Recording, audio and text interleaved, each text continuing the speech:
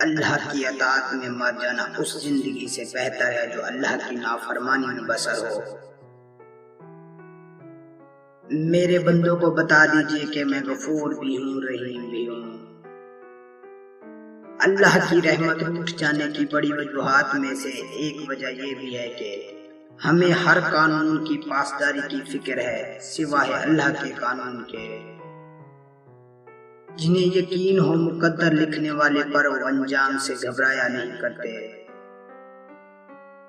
رسول اللہ صلی اللہ علیہ وآلہ وسلم نے فرمایا، جس نے مجھ پر ایک بار درود بھیجا اللہ تعالیٰ اس پر 10 بار رحمت نازل فرمائے گا۔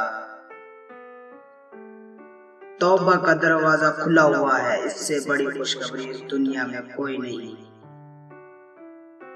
جو کسی کے ساتھ زیادتی کر کے اپنے لیے عزت چاہتا ہے تو اللہ اسے اپنے انصاف کے ذریعے ذلت دیتا ہے۔ اپنوں کو ہمیشہ اپنا ہونے کا احساس دلاؤ، ورنہ وقت آپ کے اپنوں کو آپ کے بغیر جینا سکھا دے گا۔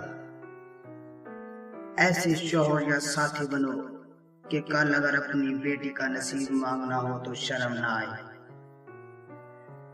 میری زندگی میں آنے والے تمام گھٹیا لوگوں کا بھی شکریہ، جن سے میں نے یہ سیکھا کہ مجھے ان جیسا نہیں بننا۔ ہم کسی کے دل میں جھانک نہیں سکتے، یہ جان نہیں سکتے کہ کون ہمارے ساتھ کتنا مخلص ہے، لیکن وقت اور رویے جلد ہی یہ احساس دلا دیتے ہیں۔ تنگ دماغ لوگوں کے ساتھ مسئلہ یہ ہوتا ہے کہ ان کا منہ ہمیشہ کھلا رہتا ہے۔